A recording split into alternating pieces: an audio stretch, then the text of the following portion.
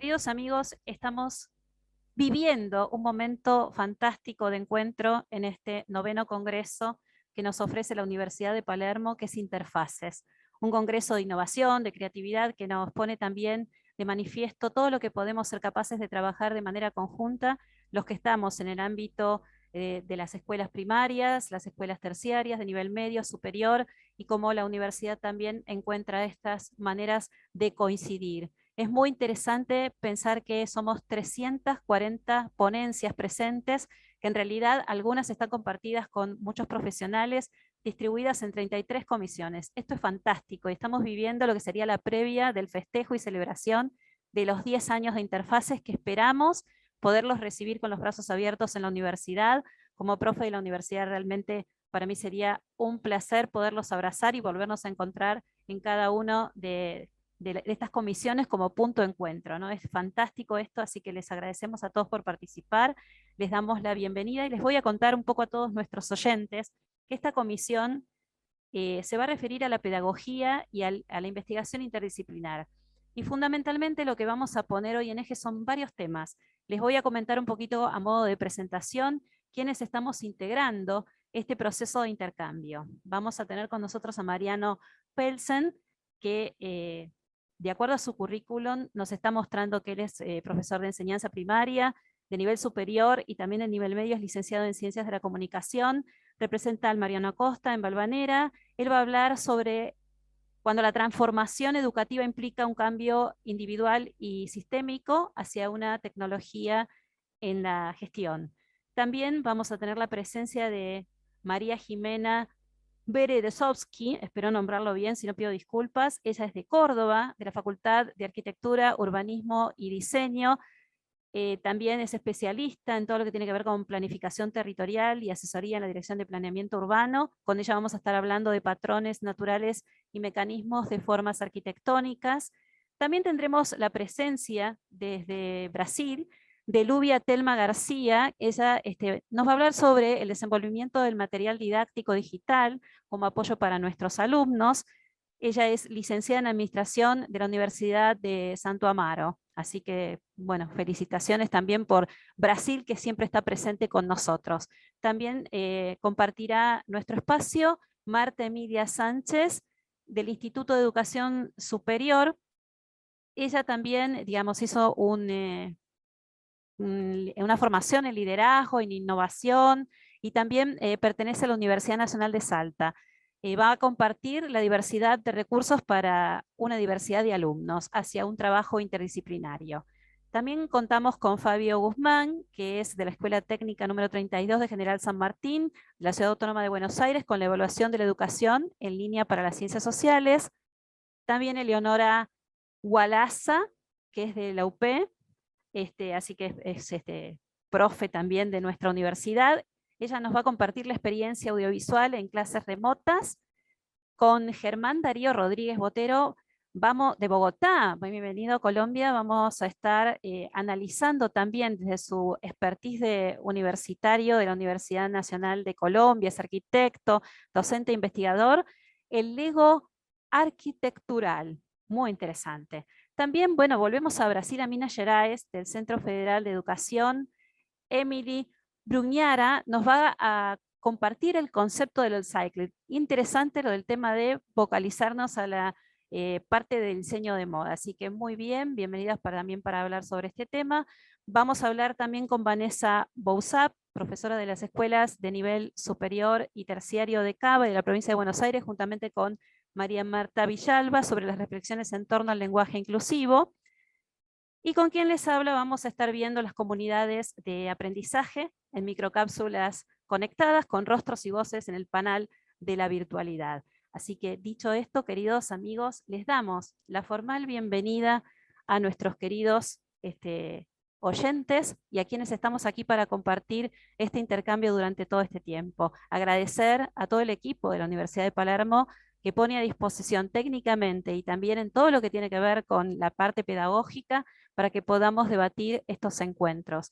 Realmente es sinceramente un verdadero placer formar parte de la universidad que hace todo este tipo de encuentros para que podamos pensar juntos en esta nueva modalidad educativa. Así que Está Mariano con nosotros, así que Mariano, te vamos a pedir que conectes tu micrófono para tener tu tiempo. Como todos saben, cada expositor tiene un trabajo que ustedes pueden consultar en las plataformas, pero nos va a brindar en estos breves minutos eh, una especie de incentivo para que sigamos conociendo su trabajo. Así que te doy la palabra, Mariano, bienvenido.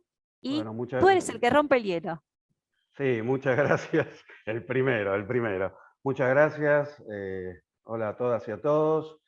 En realidad, yo creo que el punto bisagra de todo lo que quiero exponer tiene que ver con lo que pasó en la pandemia en el 2020, donde la educación eh, hizo un giro conceptual, dinámico, ideológico, en cuanto a sus prácticas y saberes.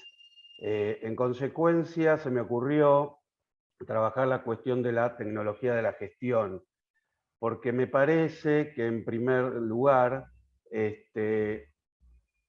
hay como una interrelación entre diferentes generaciones que es necesario exponer. Por un lado la mía, que vengo de la cultura del libro, la cultura gráfica, y por el otro lado los chicos, que ya provienen de una cultura más digitalizada, una cultura relacionada con la pantallización, como así dicen ciertos especialistas, y la tecnología multimedial.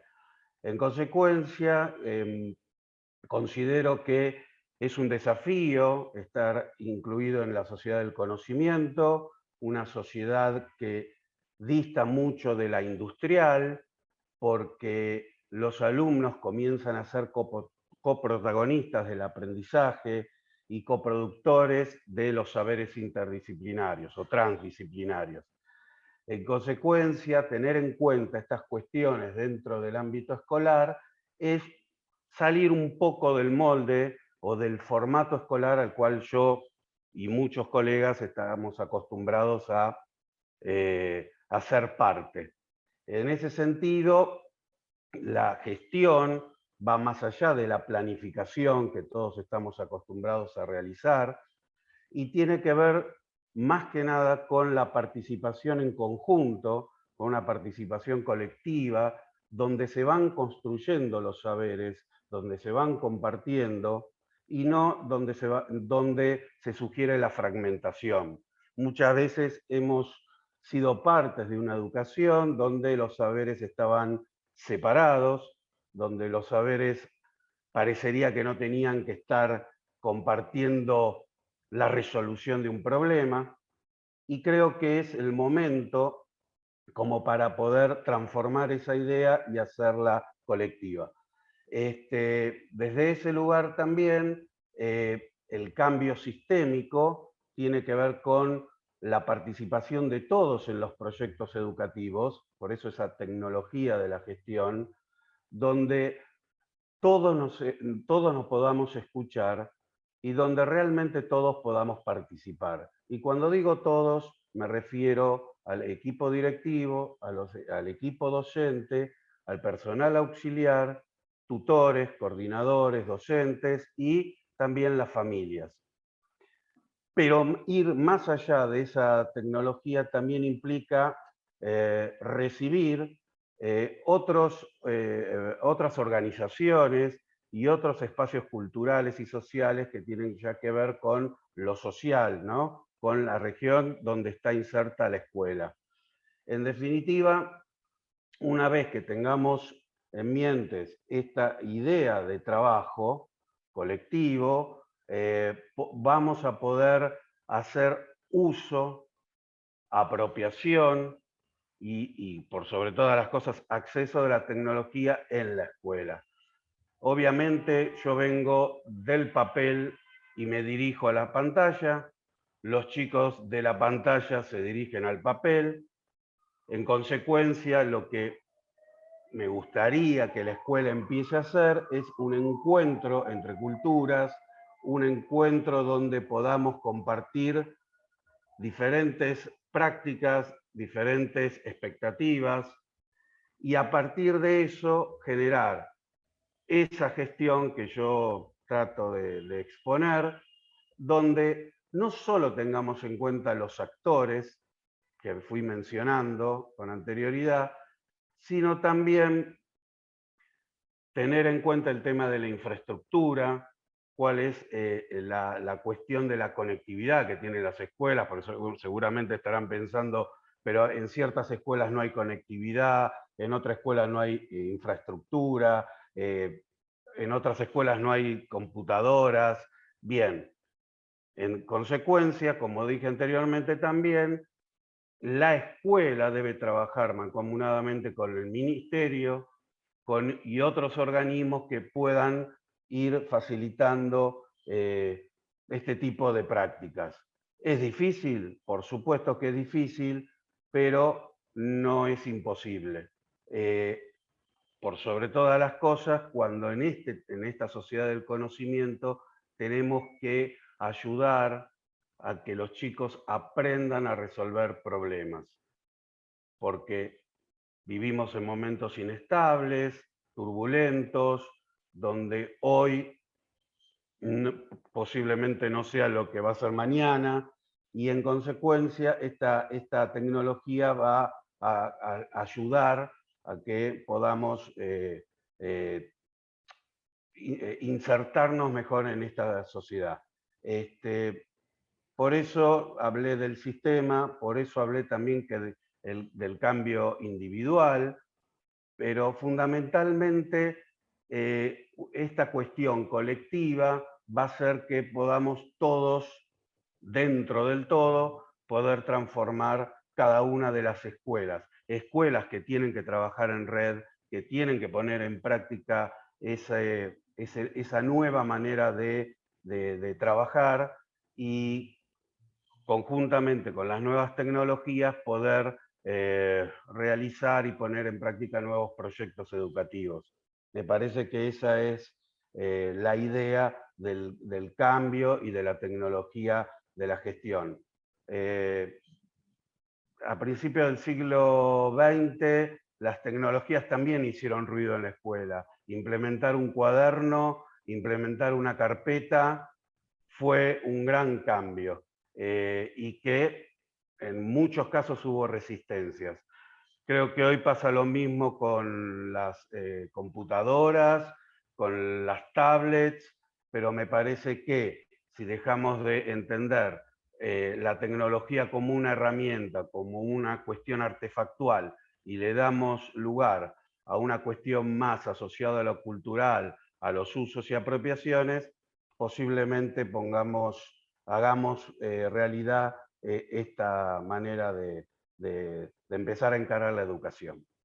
Así que, Cristina, con esto yo daría por cerrada la participación, más allá después de las preguntas que quieran hacer los colegas. Así que muchas gracias a todos. Creo que son 5 minutos, así que bueno. O Fantástico, no, no sé. fantástico, Mariano. Vamos a tener un intercambio. Es muy valioso lo que estás comentando y seguramente nos va a atravesar a todos. Así que esto va a seguir también como parte de nuestro debate y nuestro intercambio. Muy valiosa tu presentación. Y Gracias, vamos a Cristina. compartir ahora la bienvenida a la provincia de Córdoba, que los que nos escuchan de otros países es parte de una hermosa provincia de nuestra Argentina. Y entonces aquí tenemos a María Jimena que nos va a conversar sobre un tema también muy interesante. A ver, te escuchamos. Hola, ¿qué tal? Buenos días a todos. Antes que nada, nosotros hoy nos encontramos de feriado porque es el día de San Jerónimo de la ciudad, así que Córdoba está de feriado, pero bueno, me vino muy bien para formar parte de esta ponencia. Ahí les comparto pantalla, así voy explicando junto con la presentación.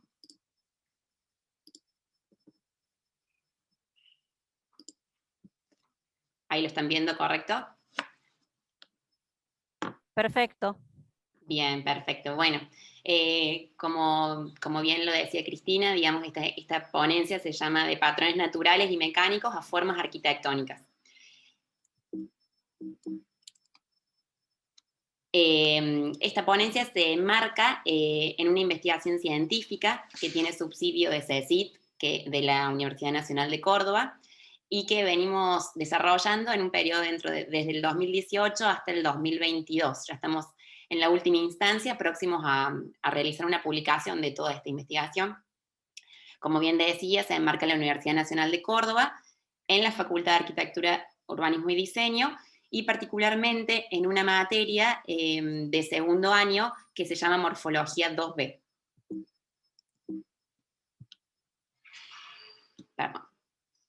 El equipo con el cual realizamos esta investigación está dirigido por el director, que es el doctor arquitecto Lucas Perie, y de codirectora la doctora arquitecta Silvina Barrau. Somos un equipo de docentes y adscriptos que, bueno, trabajamos también en esta materia. Son algunos más, pero estos somos los que formamos parte del equipo de investigación. El objetivo general, digamos, de esta investigación, así como sintetizándolo, es explorar y sistematizar mediante la disciplinariedad cruzada órdenes geométricos provenientes de diversos contextos del conocimiento, así como también estructurarlos como técnicas procedimentales específicas para la generación de la forma arquitectónica contemporánea. Y además, aunar la investigación con la enseñanza y el aprendizaje, como una oportunidad de acción conjunta para el desarrollo del conocimiento de la morfología arquitectónica. La hipótesis con la que encaramos esta investigación es que la disciplinariedad cruzada en la producción de órdenes geométricos transfiere conceptos y principios de diferentes contextos y permite potenciar los procesos generativos de la forma arquitectónica contemporánea, aportando, por supuesto, originalidad en esos procesos. Ahora, para ejemplificar de una forma mucho más sintética, digamos, todo esto que les estuve hablando, voy a dividir en dos etapas de cómo hacemos esta transferencia de la investigación directamente al aula. La primera etapa está en la búsqueda y clasificación de esos casos multidisciplinares. Con los diferentes docentes del aula nos dividimos y dentro de esta línea de hechos o fenómenos, que pueden ser biológicos, hidrológicos, meteorológicos, mecánicos, acústicos o matemáticos, se buscan líneas de acción para luego detectar estas 5 líneas temáticas. Como somos 5 talleres dentro de esta materia de segundo año, cada docente toma una de estas líneas y después las transfiere al taller, como ya les voy a mostrar. Está la ley constructal, que es el recorrido de los fluidos, los sistemas de ramificación, que son los principios de crecimiento vegetal, neuronal y de las descargas eléctricas principalmente, la cinemática, que son los dispositivos pendulares, la cimática, que son las ondas sonoras y los fenómenos de vibración de esas ondas, y la teoría de juegos, que es el análisis de los movimientos en los deportes y en los juegos de mesa particularmente. Cada una de estas líneas la toma un docente para luego pasar a una segunda etapa, que es la transferencia y la experimentación propiamente dicha en el taller. Todo esto se los estoy resumiendo justamente, bueno, para aprovechar los 5 minutos de exposición, pero vamos a tomar una sola línea de acción para mostrarles, que es particularmente la que llevo a cabo yo en el taller, que es la teoría de juegos, que es un área de matemática aplicada, que está encargada del estudio de las estructuras, tanto de los juegos en sí como de sus jugadas. La aplicación en el taller prácticamente se da por el registro de las trayectorias y movimientos generadas a partir de acciones lúdicas. A los alumnos se les da unas reglas que se proponen y se acordan con el taller para que puedan generar trazados dentro de un campo que también se delimita geográficamente. Esto obviamente se hacía en contextos de presencialidad y a partir del año pasado aplicamos otras acciones lúdicas otorgándole a los alumnos imágenes, tanto de jugadas de juegos de mesa como puede ser esta del ajedrez, o como posibles jugadas que estaban relatadas, por ejemplo, de una partida de un partido de fútbol. Se tuvieron que cambiar, digamos, estas acciones lúdicas al cambiar también los contextos educativos. Como segunda instancia, luego de realizar esas experiencias lúdicas, los alumnos proceden a la generación de trazados reguladores. Todo esto es con el apoyo teórico que se le va dando, teórico tras teórico, más lo que se le puede apoyar en el taller. Estos son algunos esquemas que los alumnos han podido realizar. Y por último, se pasa a la etapa de tridimensionalización, que con la utilización de leyes de crecimiento que los chicos van aprendiendo e incorporando, pueden ir llegando a estos objetos que por último se van a ir transformando en aproximaciones a esta espacialidad que nosotros queremos encontrar en nuestra materia, que es la forma arquitectónica, la generación de espacios habitables. Estos son ejemplos de alguna maqueta y de cortes que ellos realizan de ese crecimiento tridimensional que surgió de tomar una línea totalmente transdisciplinar a nuestra materia, o sea, que va en paralelo a la arquitectura, pero que les sirve a ellos como generador de estas formas arquitectónicas. Cierro esta explicación con una frase del director de la investigación que dice que experimentar en circunstancias proyectuales consiste en confirmar o refutar hipótesis, al igual que en el método científico clásico. En este caso, justamente, mediante el ejercicio, la prueba, el ensayo y el estudio del proyecto y su proceso aplicado directamente a estos elementos que hemos visto. Bueno, muchas gracias. Muchísimas gracias, Jimena. La verdad que este trabajo podés poner también un link de comunicación para verlo, porque puede ser más que interesante compartir con los colegas y recibir una devolución. Esto es maravilloso y es lo que compartir todas las líneas significa. temáticas que son muy interesantes generar. Es espectacular, realmente felicitaciones por este trabajo y esta demostración del trabajo en equipo y el esfuerzo. Ya va a haber preguntas al respecto seguramente. No hay problema. Sí, claro que sí, gracias por tu participación. Eleonora, que sos de la casa, es un placer verte cómo estás. La verdad que, bueno, es compartir esta experiencia contigo va a ser más que interesante, así que tenés tu momento para contarnos el trabajo que estás realizando. Bueno, muchas gracias a todos y a todas por estar presentes, Cristina por estar coordinando también. Sí, brevemente les cuento mientras empiezo a compartir algunos trabajos de alumnos. Bueno, yo en la facultad hace varios años que soy docente de una materia que se llama Dirección de Arte Audiovisual 1 y 2, en este caso son algunos trabajos de Dirección de Arte Audiovisual 2, que mientras tanto creo que se ve bien. ¿Sí? ¿Está bien? Sí, lo vemos perfecto, gracias. Bueno, gracias. ¿Qué sucede? Dirección de Arte Audiovisual 2 es una materia de alumnos avanzados, entre tercer y cuarto año, de diferentes carreras, por ejemplo, comunicación audiovisual, diseño de imagen y sonido, y la licenciatura en fotografía.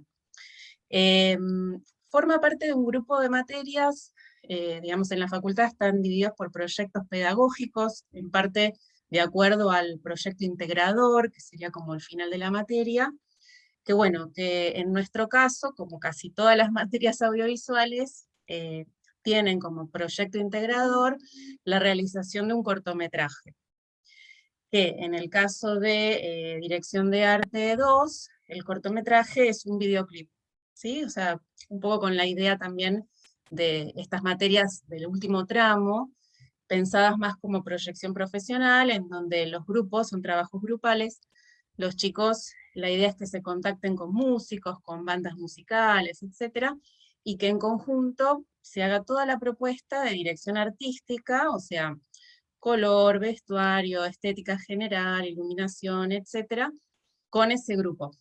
Todo esto venía, digamos, funcionando con videoclips convencionales, tradicionales, ¿sí? Digo, tema musical, videoclip realizado para ese tema.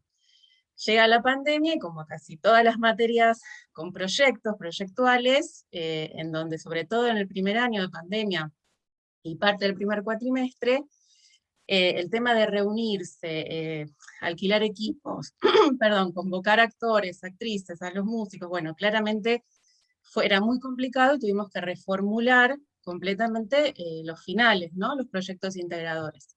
al principio fue como parálisis, o sea, no podemos hacer un final para esta materia. Después fue, bueno, sí, tenemos que poder adaptarnos, ¿no? Todo lo que le sucedió seguramente a muchos colegas. Y bueno, finalmente lo que decidimos fue ir trabajando durante todo el cuatrimestre, porque por eso es un proyecto integrador, no es una idea de final que se trabaja cuando terminan los 4 meses de cursada, sino que básicamente desde la segunda semana de clase ya cada grupo se va organizando y siguen con la idea, digamos, de, ahora porque está sin sonido, pero trabajar con un tema musical, en lo posible con un grupo o con músicos argentinos, o con quienes tengan un contacto directo, como para poder plantear un videoclip. Pero claro, frente a la imposibilidad de filmarlo concretamente, por eso un poco se llama la experimentación. Empezamos a trabajar más que nada con referencias. O sea, ellos hacen todo un proceso de selección de posibles locaciones, espacios donde filmar, de referencias visuales, que básicamente son estos videos que estamos viendo. O sea, ellos buscan referencias en relación a espacios, a locaciones, en relación a objetos, iluminación, ¿no?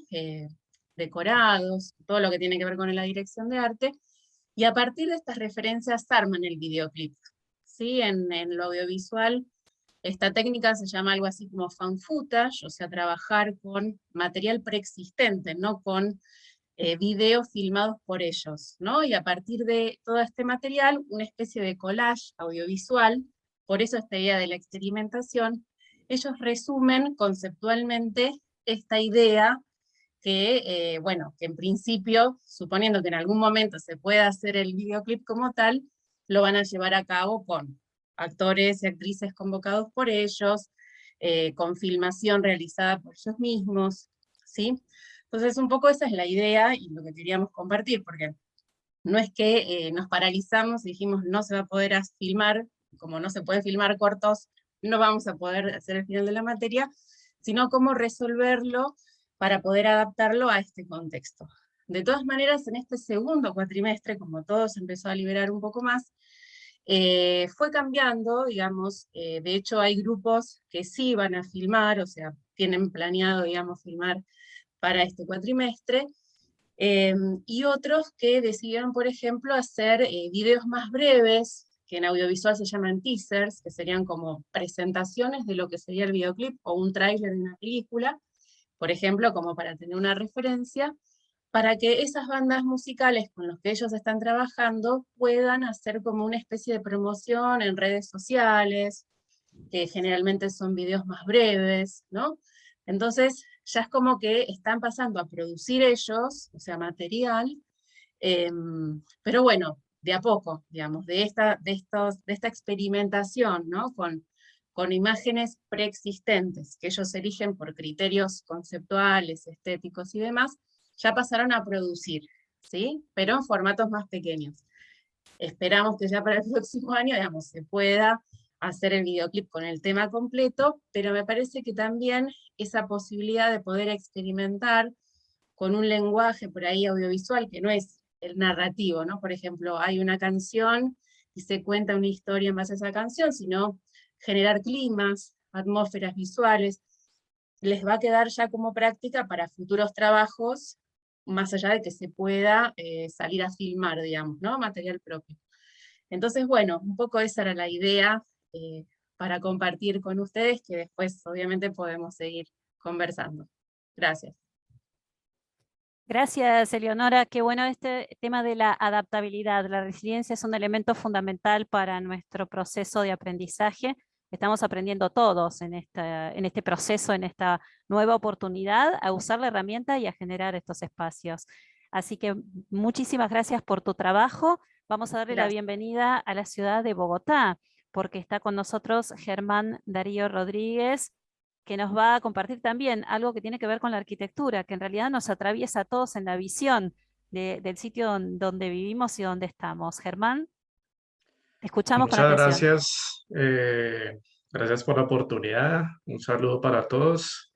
Y bueno, lo que yo vengo a compartirles es, digamos, toda la experiencia de más de 10 años en talleres de diseño.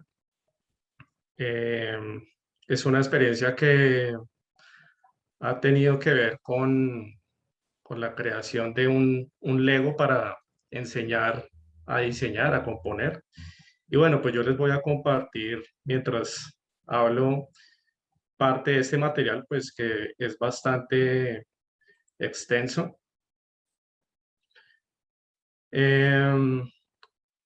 Es una experiencia que parte, digamos, de 3 premisas. Lo primero tiene que ver con el bloqueo creativo, que es un fenómeno muy recurrente en los estudiantes de arquitectura, sobre todo en los primeros semestres, pero incluso también en profesionales. Todo eso que tiene que ver con la falta de ideas, eso por un lado. La segunda premisa tiene que ver con lo que yo considero es la solución a ese problema, que es más exactamente la creación a partir de materia preexistente, algo que puede verificarse en el arte. Por ejemplo, la Gioconda ha sido muchas veces reversionada. Picasso lo hizo, Fernando Botero también. Incluso existe la versión de Los Simpson de la Gioconda. En la arquitectura también podría yo decirles a ustedes que la Ville Savoie y la Casa Fadworth han sido muchas veces reescritas. Por ejemplo, Lina Bobardi lo hizo en Sao Paulo y Oscar Niemeyer con el Palacio Planalto reescribe de alguna manera lo que es la Casa Fadworth. La tercera premisa de la que parto es la aplicación durante todos estos 10 años dictando talleres de diseño, la aplicación del concepto del Lego como máquina de composición. Entonces digamos que estas 3 cosas conforman la estructura recapitulatoria sobre, como les venía diciendo, más de una década de talleres de diseño basados en el kirigami, que es el arte del papel recortado y que yo lo he venido aplicando como material didáctico de enseñanza y me ha dado buenos resultados porque, digamos, los estudiantes cuando hacen estos ejercicios ya adquieren cierto sabor arquitectónico y sobre todo, digamos, que es lo más importante, ellos son conscientes de lo que están haciendo. Entonces, todo esto me llevó a la pregunta de, bueno, ¿qué insumos teóricos y técnicos se requerirían para concebir una máquina de composición que haga transmisibles los procedimientos del proyecto arquitectónico? La hipótesis que yo planteo es que como máquina de composición podría aducirse la fabricación de unos moldes cuyo uso a partir de unas instrucciones haría transmisibles los procedimientos del proyecto, que es lo que ustedes ven acá. La capacidad de hacer transmisibles estos principios y mecanismos del proyecto arquitectónico radicaría en 2 cosas básicamente. Lo primero, en las prescripciones para permutar los moldes. Aquí ustedes ven una permutación o combinación y como lo pueden apreciar, pues ya se visualiza cierto sabor arquitectónico en el ejercicio. Y lo segundo que yo pienso es lo más importante, es que para ingresar a la historia de la arquitectura, esta permutación elegida tendría que insertarse tipológicamente a alguna estructura formal tomada como préstamo de algún referente. Los referentes siempre serán importantes porque los estudiantes deben comprender a qué estructura formal pudiera obedecer, un claustro, una estoa, una torre, y bueno, eso finalmente a qué proyecto nos podría llevar. Ese sería el reto creativo. Entonces, de esta manera, el Let God arquitectural, Let God significa jugar bien, se convertiría algo así como en un manual de códigos cuya operatividad desencadenaría un juego ex novo de reflexión, pero también de exploración sobre alternativas siempre coordinadas desde la historia. Es decir, el estudiante ya tendría su permutación y podría deslizarse ya sea sobre un claustro, una estoa o una torre, o incluso las 3. Esto es algo planteado específicamente sobre todo para talleres pequeños, los primeros semestres. Y bueno, ya digamos como para finalizar esto que les comparto, yo lo que podría decirles es que el resultado final mostraría a este Let God arquitectural en sí como un proyecto explicitado e insertado tan solo en un proyecto arquitectónico más comprensivo. ¿Sí? Aquí ya vemos un resultado final, vemos la permutación cómo ha desencadenado un pequeño proyecto y lógicamente todo esto despliega todo el tema de la representación. Entonces, es una experiencia que yo he condensado porque me ha producido buenos resultados y pienso que es algo que de alguna manera tiene que sistematizarse y bueno, esto da, digamos, como para muchos proyectos más adelante. Es decir, se ramificaría, digamos, para otros escenarios, ¿no? Por ejemplo, en lo urbano, ¿cómo se podría aplicar este LED-bot arquitectural? Entonces, muchísimas gracias. Muy bien, Germán, la verdad que verdaderamente ha sido un placer ver este trabajo y apreciarlo, ¿no? Realmente lo podés compartir para que haya también un intercambio, ¿por qué no?, entre Argentina y Colombia en este proceso de aprendizaje que ya abrió nuestras fronteras. Y también en ese abrir de fronteras, agradecemos a Germán y le vamos a dar la Gracias. oportunidad a Emily, por favor, que nos pueda compartir la información respecto a su trabajo ahí en Brasil, por favor. Bienvenida. Buenas tardes a todos, graças. Não vou compartilhar nada, eu vou falar, tá? Buenas tardes a todos. Mi nombre es Emily, soy brasileira y agradezco la oportunidad de estar aquí apresentando mi proyecto de investigación de maestría en diseño de moda en este congreso. Intentaré presentarlo en español. Perdóname si algunas pronunciaciones incorrectas. Soy docente de los cursos técnicos en producción de moda en la graduación en diseño de moda en el Centro Federal de Educación Tecnológica de Minas Gerais. Trabajo principalmente en las disciplinas de diseño y creación, planificación de colecciones de moda, enfocándome en producciones más sostenibles, como el concepto de upcycling. Upcycling es el tema principal de mi investigación. Es una nueva técnica de reciclaje. Es una palabra en inglés que por traducción significa reutilización. Upcycling es el término que se utiliza para describir, para mejorar y agregar valor a un producto o material que de otro modo sería desechado. En mi caso, el foco de mi investigación es aplicar el upcycling en las piezas de ropa. En cierto trabalho em aula, les pedi a los alunos que aplicaran este concepto de upcycling a algumas roupas.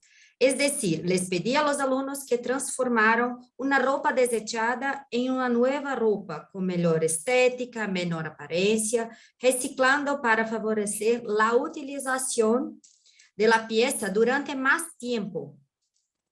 Fue entonces cuando me di cuenta que los alumnos estaban perdidos, sin saber por dónde empezar, ya que la metodología tradicional de creación de una ropa siempre parte del punto de partida y sigue los siguientes pasos: creación, diseño, ficha técnica, modelado, elección de tejidos, cortando, cosiendo, pieza piloto, probando, confeccionando la pieza, hasta que está lista. E a partir daí vi uma grande necessidade de alguma metodologia que ajudara ao aluno a reciclar, rehacer, reformar, reutilizar a roupa. Dada a dificuldade que os alunos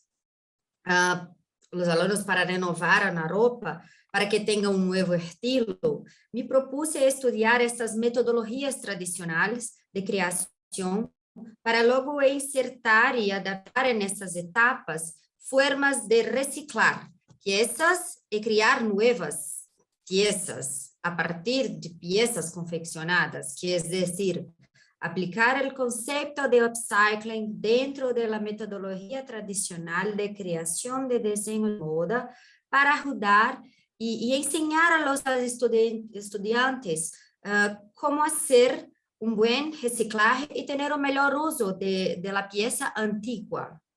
Los resultados de mi investigación se analizaron en aula con los estudiantes.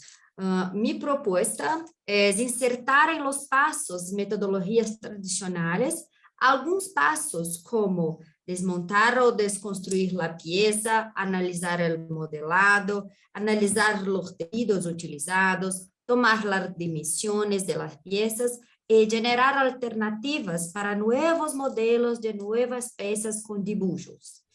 La investigación ainda está en curso y esta revisión final de los estudiantes será en noviembre de este año. Muchas gracias por la atención de todos. Fue un grande placer estar aquí. Emily, muchísimas gracias a ti. Además, aprovechamos la oportunidad también de recordar que el diseño de modas es realmente una de las industrias creativas culturales más importantes que está en un desafío muy importante que es el cuidado del ambiente. Y en este sentido, justamente en el día de ayer hemos celebrado aquí en la Argentina el Día del Diseñador, diseñadora de indumentaria y textil. Así que todos los que nos están escuchando seguramente van a estar muy interesados en el hecho de construir para construir, reproponer y la reutilización. Yo ya son 15 R's las que utilizo ya en la Confederación Panamericana de Alta Costura. Ya las 7 me quedan, las 3 me quedaban cortas, las 7 me quedaban leves, ya estamos por las número 15. Así que ya lo conversaremos luego en nuestro intercambio. Le vamos a dar el pase ahora a Marta Emilia, y gracias, Emily, por tus aportaciones desde Brasil.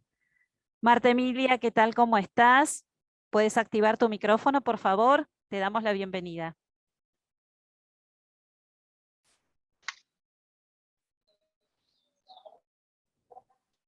Hola Cristina, ¿me escuchan? Te escuchamos bien. ¿Me están escuchando?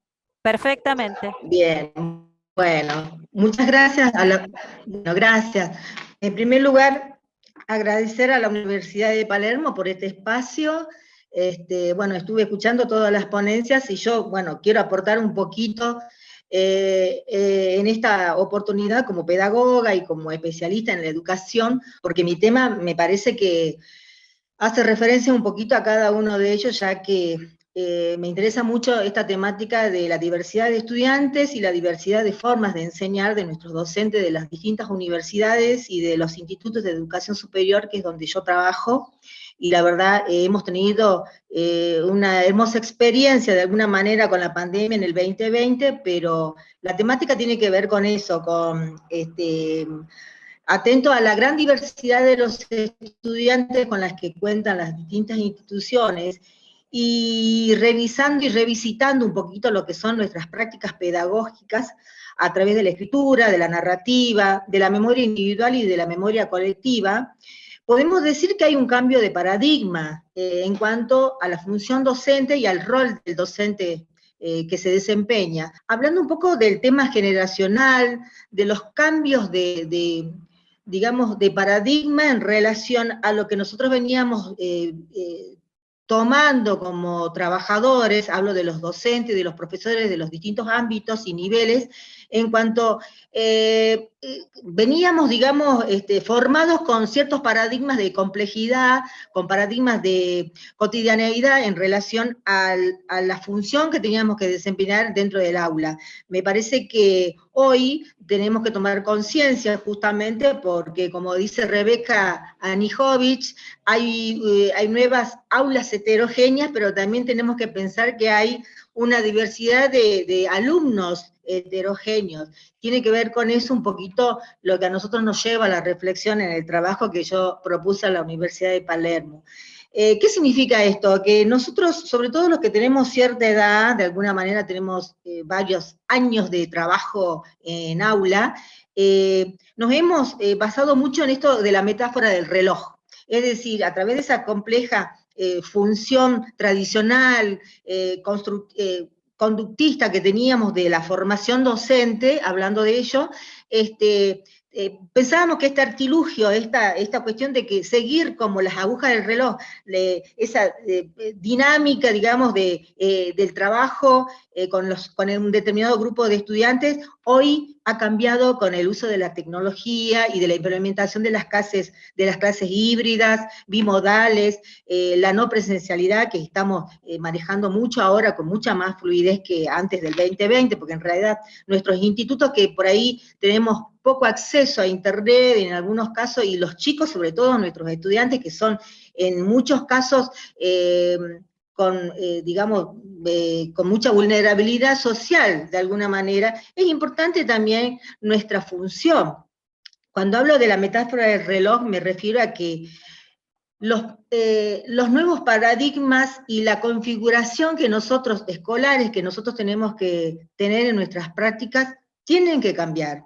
De alguna manera, la implementación de las TICs en el sistema educativo nos viene un poco a revolucionar, siempre digo, hablando de los no nativos digitales, sino de los que venimos aprendiendo, ¿no?, con el tiempo, hacer uso de estas herramientas. Entonces, desde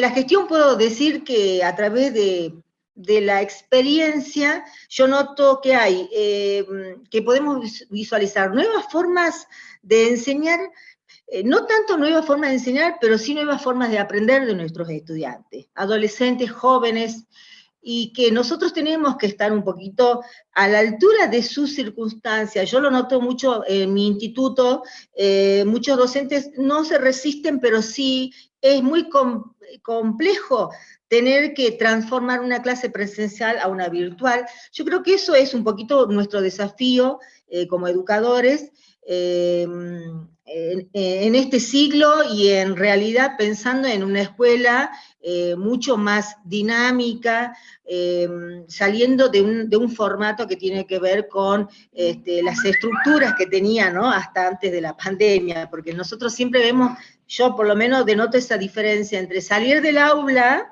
cuando hablamos, ¿no?, porque yo tengo profesorados y tecnicaturas, y transformar esa aula en una relación de bimodalidad en la que el alumno ya pasa a ser parte de la familia de alguna manera, porque entró el año pasado a nuestras casas con las clases por Zoom, por Meet y demás. Bueno, en realidad mi aporte era muy básico, muy general, pero me parecía que era interesante continuar con este aporte que hace la Universidad de Palermo. Y también pensando en que las nuevas tecnologías han venido un poquito, yo lo escuché a uno de los ponentes hace rato, que hablaba de que la tecnología no solo es una herramienta de trabajo para el docente, sino que también pasa a ser parte de ese triduo, de esta combinación que tiene el alumno. Nosotros trabajamos en institutos de nivel superior y bueno, muchos de los chicos han abandonado por justamente esta falta, ¿no?, esta carencia que han tenido de la tecnología. Así que me parece que el título que tiene que ver con la interdisciplinariedad es que salir de esos lugares estancos que teníamos de las disciplinas o de los espacios curriculares para dar lugar un poco a la hipertextualidad, a la interdisciplinaridad, a la conectividad, porque hoy en día forma parte ya como disciplina que está dentro de cada institución de nivel superior. Eso sería un poquito, Cristina, mi aporte en esta oportunidad. Muchísimas gracias, María Emilia. Realmente esto nos va a generar una apertura hacia el diálogo del entendimiento que tenemos que tener en la diversidad de la escuela. Porque en la escuela en realidad no importa cuál sea el proceso de aprendizaje que tengamos, sino que la escuela es nuestra extensión de nuestra casa y es el paso previo a nuestro sistema de trabajo. Y por eso también trabajamos en el proceso de proyecto integrador. Esto es un poco lo que queremos a veces compartir y transmitir desde la Universidad de Palermo para tener estos intercambios y saber que ya venimos trabajando en que los observadores de la realidad de la comunidad sean nuestros estudiantes y que sean actores culturales de ese proceso de cambio que también tiene que ver con la gobernanza ciudadana. Creo que también a todos nos atraviesa ese tema y que por eso, bueno, justamente me vincula a lo que voy a compartirles con ustedes, porque en el chat le voy a pedir a Mariano o a Agustina si hay alguna persona que se fue incorporando o que todavía no la hemos incorporado y que tenga que exponer, si me confirman que no hay en el chat, si no hay otra persona.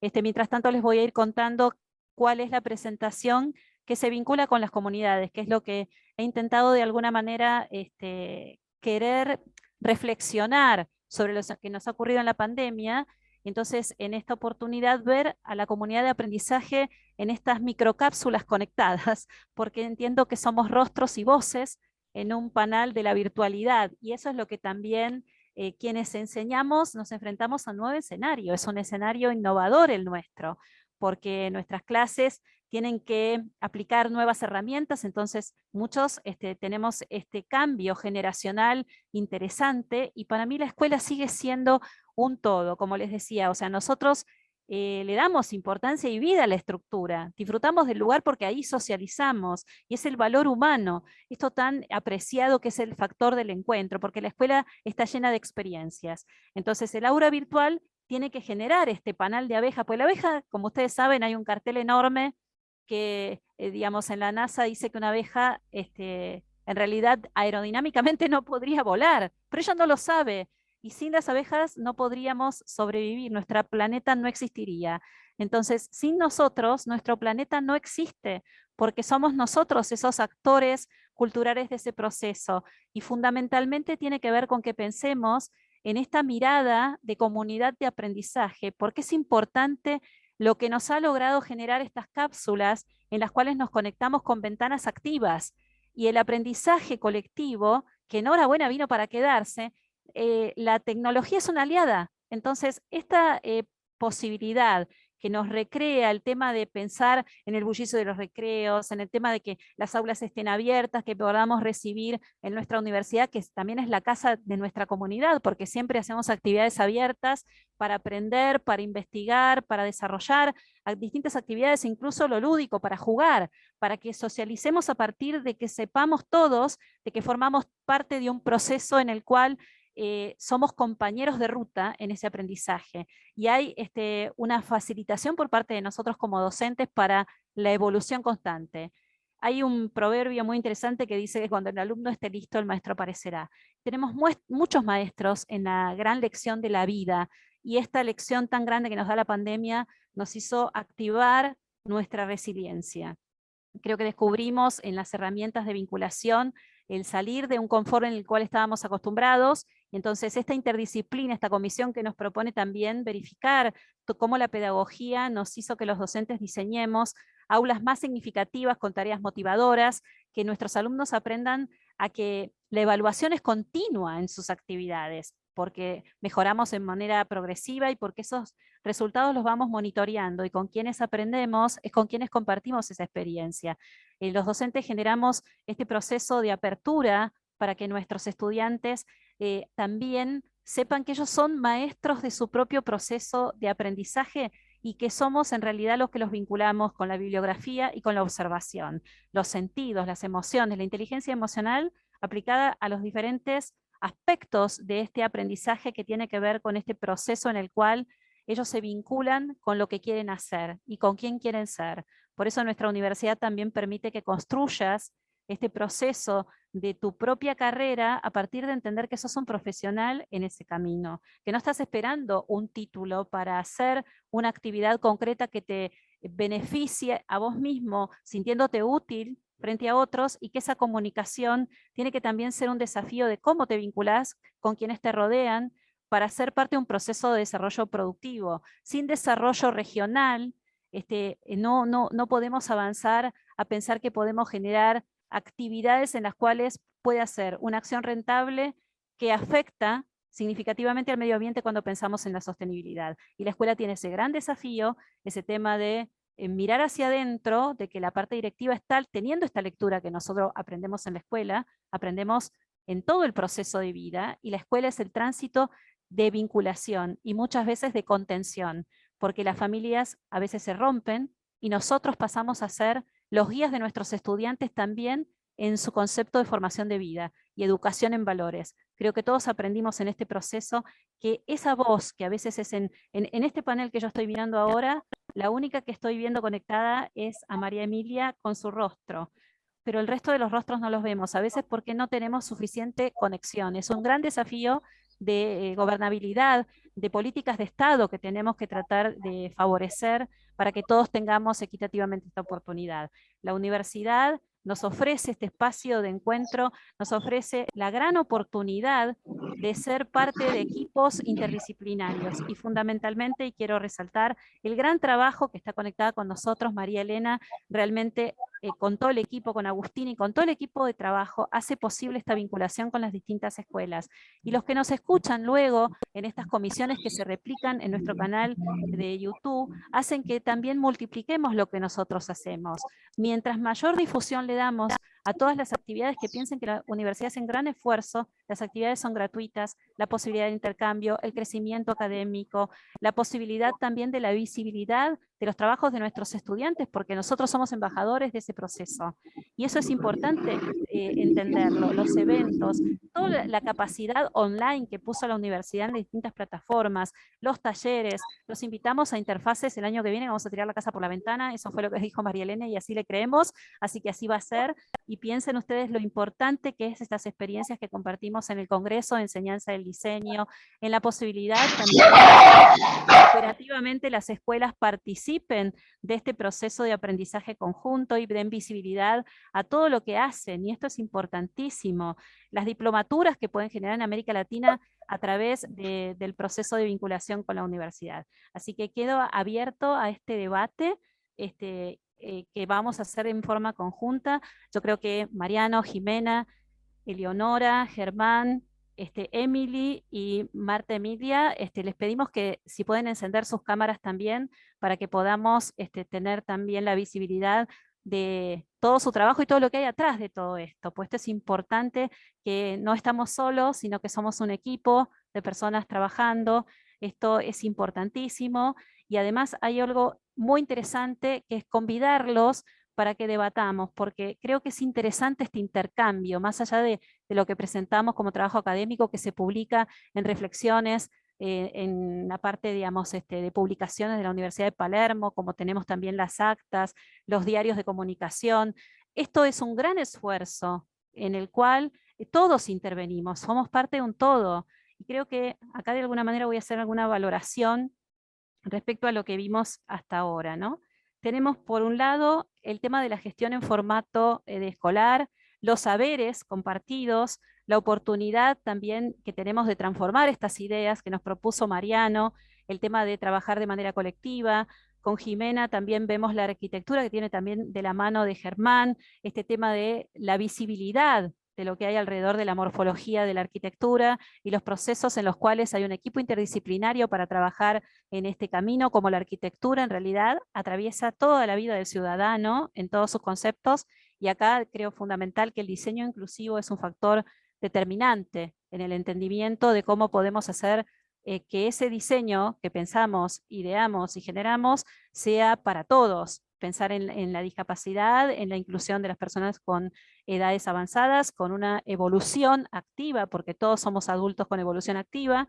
También pensar en la importancia que tiene el reciclado, o sea, el tema de poder retransformar las prendas las usamos todos, es una cosa de primera necesidad, y esa reutilización de productos a través de un diseñador que sea capaz de darle una nueva dinámica, incluso a un recuerdo que heredamos o a algo que encontramos y que en realidad lo podemos reformular para nuestra complexión física, me parece más que interesante porque la arquitectura lo atraviesa. Y realmente lo que nos proponía Eleonora me parece que es sumamente interesante, que nos preparemos para volver otra vez a producir, para generar algo, pero a partir también de lo que tenemos como cultura, abrimos ese horizonte. Y esto creo que es significativo porque sin cultura no hay diseño.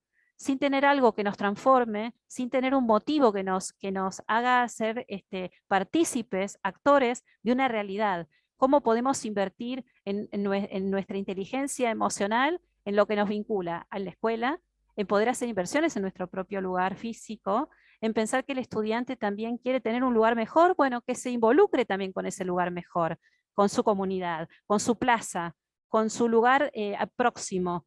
Y esas realidades de intercambio, de diferencias, que me parece significativo lo que dijo Marta, respecto a que la pedagogía necesita respuestas para permitir igualdad. Y no solamente igualdad para conectar, sino que igualdad para recibir todos los servicios en todos los lugares de manera equitativa. Y eso es el gran desafío que hay que realmente pensar porque no todo el mundo, decimos siempre lo mismo, las grandes capitales son el centro de atención, parece de Dios, que está en todos lados, pero atiende en Buenos Aires, decimos siempre lo mismo, ¿no? Entonces, esto tiene que refractarse de una manera significativa, y nosotros somos la cara visible frente a nuestro estudiante, y nuestro estudiante es de alguna manera la lectura que tenemos de la sociedad en que vivimos, y tenemos una sociedad maravillosa en muchos aspectos, pero con muchísimos problemas en otros. Así que hablo este debate para que podamos conversar sobre estos temas, y al primero que le voy a hacer una pregunta, que realmente estoy en un chat donde justamente dejé el teléfono abierto, y hay un chat donde me están preguntando, por ejemplo, para Mariano, que hablamos sobre la gestión. ¿Encontrás en este centro operativo de gestión una vinculación de los padres, de los alumnos, de los profesores y de los directivos para que se pueda presentar un proyecto de mejora? ¿Podría ser posible? ¿Cómo ves ese escenario? Por lo que contaba con anterioridad, ese proceso está en marcha, pero por ahora todavía estamos insertos en esa cultura del reloj que hablaba Marta Emilia. ¿Qué quiero decir con esto? Hay muchas escuelas que todavía tienen la concepción de escuelas de puertas cerradas o de muros hacia adentro, y eso imposibilita muchas veces que las familias realmente formen parte del colectivo. Por otro lado, también tenemos recursos tecnológicos como para que esto pueda ser posible, y hago referencia, por ejemplo, a cosas pequeñas, ¿no? Pero que tienen que ver con los grupos de WhatsApp, con las jornadas interactivas que se realizan en algunas escuelas, y eso podría llegar a abrir el campo para que sea posible. Ahora bien, hoy la escuela, teniendo conexión directa con el ministerio, con el mercado y con el distrito, es un trabajo a largo plazo. Yo creo que todavía tenemos que salir de esa lógica de la planificación, de la educación aislacionista que tuvimos durante muchos, pero muchos años, pero con la esperanza de que realmente la gestión se pueda llevar a cabo. ¿Por qué? Porque la sociedad del conocimiento lo está demandando, porque los trabajos van evolucionando y van cambiando día a día. Bueno, no sé si día a día, pero año tras año se van transformando, y las necesidades son otras. Entonces, así como la escuela debe transformarse, y como bien dijiste vos, Cristina, las familias deberían también transformar sus prácticas, dejar de lado un poco el formato escolar que tienen en mente y darle lugar a una nueva escuela donde la interactividad, donde la participación sea mucho más democrática. Así que bueno, ahí está el asunto. Yo creo que se puede llegar a concretar más allá de los problemas que existen, como la conectividad, la falta de material para el trabajar, pero bueno, yo creo que se puede llegar a hacer. Qué bien, Mariano, muchas gracias por tus apreciaciones. Les recuerdo a todos los que han participado que ustedes pueden descargar su certificado para presentarlo en sus respectivas currículum cuando tienen que, digamos, también representar a sus organizaciones, y que las organizaciones se movilizan a través de los humanos. Esto creo que es un elemento también fundante, que lo estaba diciendo Mariano. O sea, si nos ponemos todos la camiseta, podemos hacer todos la diferencia. Y en este sentido también hay una pregunta que me parece interesante para Córdoba, para Jimena. Cuando hablamos de equipo interdisciplinario y el involucramiento de ustedes en este gran trabajo, me gustaría saber qué respuesta has tenido o qué reacción tienes de la sociedad y de los alumnos cuando ingresamos en lo lúdico, porque a veces parecería como que el universitario no puede jugar, está como prohibido eso. ¿Cómo notas esa diferenciación en este proceso? Porque creo que también las experiencias significativas en este sentido deben ser fundantes en este proceso. Sí, totalmente. Por suerte, digamos, el alumno lo recibe con mucha apertura y entusiasmo, y en este sentido, digamos, hay que agradecerle enormemente al titular, a Lucas Perías, que también es el director de la investigación, porque su materia de por sí es muy... siempre ha incluido, digamos, la didáctica y los juegos en todo el desarrollo de sus clases. Entonces es como que los alumnos en primer año ya saben que cuando lleguen a segundo año a morfología se van a encontrar con alguna de estas cuestiones. La pandemia nos ha, bueno, tocado a todos, y por eso hemos tenido que cambiar muchas de las metodologías. Y por eso también el alumno está como a la espera de ver, bueno, cómo se va a hacer ese cambio. Pero por suerte lo han recibido súper bien. De hecho, nosotros todavía no estamos teniendo clases presenciales, pero ya hemos hecho algunas encuestas para ver si ellos están dispuestos a hacer una clase próximamente, antes de cerrar el semestre, y poder vernos, aunque sea con un grupo reducido, porque por más que ya se está intentando volver a la normalidad, bueno, todavía los protocolos, al ser una universidad tan masiva, no lo permiten. Y absolutamente todos han contestado la encuesta positivamente, y quieren estar, y quieren formar parte de los juegos, y quieren aplicar todo lo que ya hemos hecho, todas estas acciones lúdicas que hemos hecho, incluso con material gráfico o audiovisual. Lo quieren llevar a campo y tener esa experiencia también. Entonces, bueno, la verdad que estamos súper contentos, y ojalá que lo podamos hacer para ya terminar de cerrar, digamos, la experiencia de una manera completa. Ya tuvimos la parte virtual, y ahora poder hacerlo en campo sería fantástico, porque ya el año que viene cerramos esta investigación, y por ahí estaría bueno ya darle un cierre. Pero la verdad que la respuesta ha sido muy, muy buena. Lo lúdico siempre da miedo, pero cada vez que lo hacemos nos cuesta, porque bueno, coordinar, como digo, la masividad es un tema importante, pero cada vez que lo hacemos volvemos a repetirlo el año siguiente, porque los resultados son muy buenos. El alumno todas las dudas las saca, y si se cierra, digamos, el proceso en el campo, digamos, es mucho más fácil que toda la teoría que uno le puede dar en el campo. Se resuelve todo mucho más sencillo, y relacionado a un juego mucho más aún, digamos. Es como que la actividad deja de ser educativa plenamente, pasa a ser una experiencia completa. Qué bien, Jimena, esto que estás comentando también, y les decimos a todos que los que nos están escuchando, y a ustedes les recordamos de que los eventos son libres y gratuitos en la universidad, y pueden estar contactados a través de los links en Instagram también, en Facebook, y por otro lado también, si quieren escribir, es @interfaces, Facultad de Diseño y Comunicación. Ahí pueden encontrar toda la información.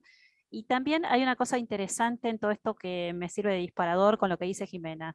Creo que también, y uno siempre lo ha pensado desde el estudiante eterno, ¿no? Porque siempre estamos aprendiendo y estudiando permanentemente. Ojalá que en algún momento las bibliotecas de nuestras universidades no sean como las iglesias, que se cierran según, o los templos o las sinagogas, según la disponibilidad de quien está a cargo de ese lugar. Debe ser un lugar abierto, porque no todo el mundo tiene un ritmo biológico para estudiar a las 8 de la mañana, y a veces algunos somos noctámbulos y hacemos trabajos a las 3 de la mañana. Entonces, ojalá pudiéramos tener ese comité de expertos en forma permanente en la universidad, que realmente pudiéramos estar teniendo esa posibilidad de consultar a quienes consideramos nuestros mentores. Esto sería un cambio sustantivo en cualquier educación. Es visionario, reconozco que habría que haber mucha fortaleza para modificar esto, y bueno, hay una lucha interna también que tiene que ver con el proceso, ¿no? de hacer estos cambios, y muchos intereses creados en este sentido, pero ojalá que en algún momento apuntemos a esa situación. También hay una cosa que me parece sumamente interesante con respecto a lo cultural, que me sirvió de disparador con lo de Leonora, y quería preguntarte, el valor de los objetos, ¿crees que a partir de esta experiencia, que es aprender un poco con lo que vemos con otros, ¿no? Y un poco aplico lo que decía Germán, ¿no? O sea, de la Gioconda o de cualquier otro tipo de proceso en el cual nos vinculamos al arte y lo reproponemos porque no estamos pudiendo crear, a lo mejor en forma directa, por la falta de detección. ¿Notás que en este valor de los objetos, el llegar también a la música, hubo un redescubrimiento de nuestras propias tradiciones, y la elección de este videoclip también hizo un cambio en la exploración de lo que escuchan los estudiantes? Está buena la pregunta porque, digamos, en general lo que pasa con los grupos es que ellos van a lo seguro, digamos, a las músicas que escuchan o a los géneros musicales que más conocen.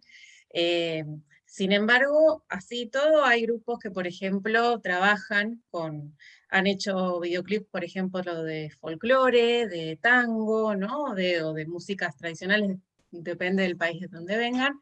Que también los ayudaba a conectarse más con sus tradiciones y con sus culturas y pensar que no necesariamente, o que solo pueden trabajar, digamos, con aquellos géneros conocidos, ¿no? En general les cuesta, la verdad es como que es bastante libre la consigna, no es que nosotros les decimos, bueno, trabaja o tienen estas opciones limitadas y ustedes tienen que elegir. Pero fueron los casos que, digamos, donde salieron del lugar cómodo, de lo conocido, fue muy interesante para ellos y también para el resto del grupo. Pero así todo, cuando trabajan con los géneros por ahí que escuchan, o los más conocidos, el hecho de tener que, siempre hacemos como un análisis, suponiendo que es canción, ¿no? Con letra, qué dice la letra, ¿no? Más allá de los ritmos, que por ahí es lo que en principio les atrae. Así que también hay como un análisis, una deconstrucción de aquello conocido, por más de que sean los géneros que escuchan. Y así poder buscar, como vos decís, por ahí referencias por fuera de la música, que eso sí lo trabajamos bastante en clase, como referencias estéticas, movimientos artísticos, etcétera, que ahí pueden empezar a hacer dialogar, ¿no? Con aquello que conocen. Pero todavía es mayor el desafío cuando trabajan con géneros que por ahí no suelen trabajar, no suelen escuchar, y bueno, obviamente los conecta con su cultura, con su tradición, así que se sigue trabajando, digamos, por ese lado. Qué interesante también es entender que no solamente aprendemos en el proceso de un cuatrimestre o solamente en el tiempo que podemos dar en el aula, ¿no? Porque uno de los instrumentos que hemos tenido este año en la universidad ha sido el tema de pensar en la forma de comunidad de aprendizaje a través de Pronto, ¿no? Quizás a lo mejor algunos están usando Blackboard también como usa la universidad, y tenemos un contacto con el estudiante. Hay una cosa interesante en este proceso, que le damos quizás a lo mejor tanta información al estudiante y nos preguntamos muchas veces, ¿será valorada realmente por parte de quien está en ese proceso de recibir, recibir, recibir, recibir? ¿Y cuánto es la conexión de dar? Una de las cosas que me he preguntado es, ¿dónde está ese equilibrio entre dar y recibir? Y vincular ese aprendizaje a la realidad de lo que está ocurriendo en nuestro alrededor. ¿Estamos lo suficientemente informados de lo que pasa alrededor? Y lo veo desde el punto de vista del estudiante. Quizás haya que cambiar esa vinculación y tratar de que la universidad también vuelva a ser un taller de encuentro. Y en ese sentido, Emily, también quisiera preguntarte, en Brasil, ¿cómo están viendo el escenario del día siguiente cuando exista la apertura nuevamente? ¿Qué cambios sustanciales, qué cambios entiendes que tiene, digamos, la parte educativa, formativa, y este desafío del reciclar? ¿Hay una conciencia social respecto a esto? ¿Cómo ves la situación?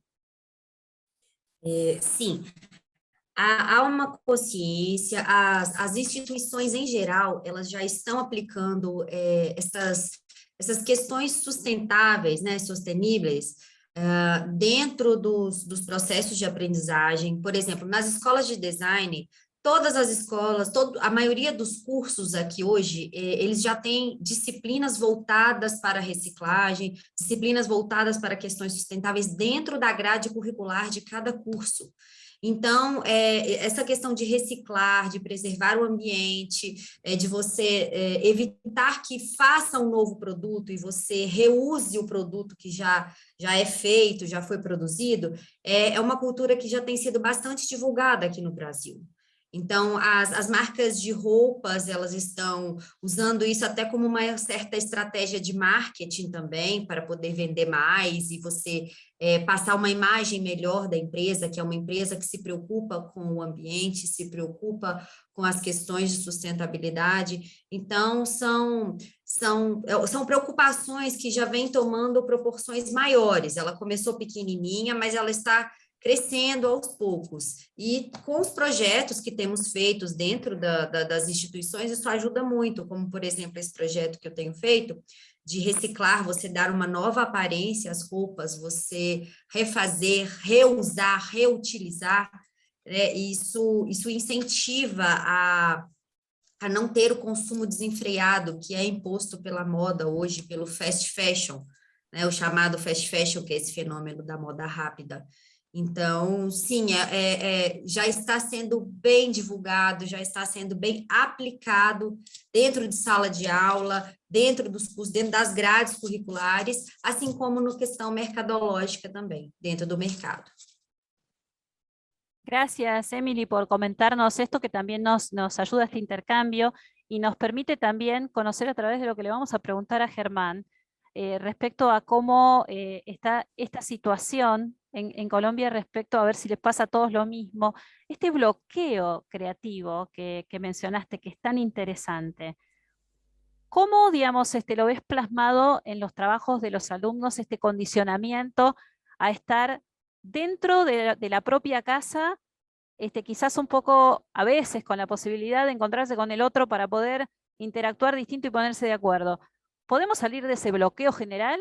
¿La familia está participando para desbloquear a ese alumno que necesita ese material creativo como un elemento para inspiración? ¿Cómo ves la situación? Bueno, lógicamente la pandemia cambió el mundo y antes de la pandemia el bloqueo era muy fuerte y yo creo que con el obligarnos